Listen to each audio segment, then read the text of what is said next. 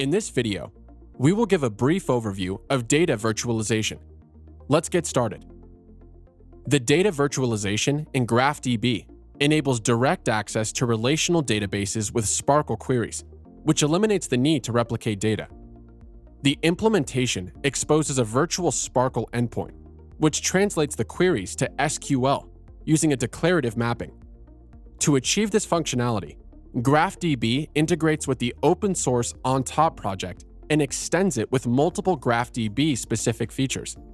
Some of them are select and construct queries, default and named graph triple patterns, triple pattern combining result filtering and value bindings, projection modifiers, aggregates, SPARQL functions, SPARQL data type support, and their mapping to SQL types and subqueries.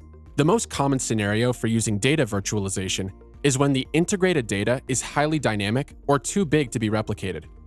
For practical reasons, it is easier to not copy it and accept all limitations like data quality, integrity, and type of supported queries of the underlying information source.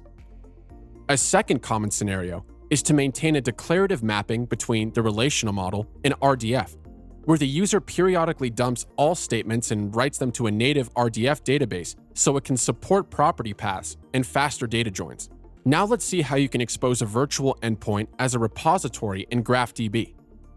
First, you need to create Ontop repository. Install a JDBC driver for your respective relational database and place it in the lib directory of the GraphDB distribution. When creating the Ontop virtual SPARQL repository, select the database driver according to the relational database of your choice.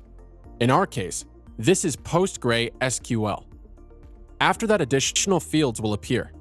For ease of use, GraphDB also supports drivers for 5 other commonly used databases integrated into the Ontop framework: MySQL, PostgreSQL, Oracle, MS SQL Server, and DB2.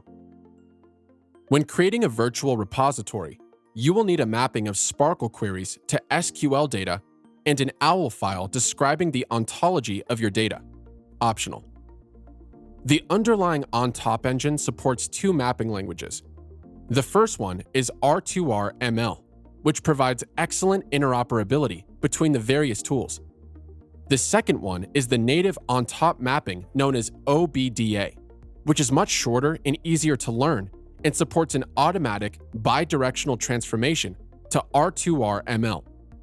Here you can see an OBDA mapping which consists of source, a SQL query that retrieves some data from the database; target, a form of template that indicates how to generate OWL assertions in a turtle-like syntax. In our example, we are using a Postgres database with 1 database table. Fill in the following fields: a hostname, which is the IP address of the running database, the port, the name of the database, and the user credentials. You can test the connection with the button on the right. Add ontology or a constraint file, if needed. Also, you have to upload an OBDA file, which is a special file for describing the mapping of SPARQL queries to SQL data. Finally, click Create. Here, we want to select 10 stock symbols from the Postgres database by using SPARQL language. Another way to configure the connection to the relational database is by providing JDBC properties file with the necessary parameters: database URL, the JDBC driver class, username, and password.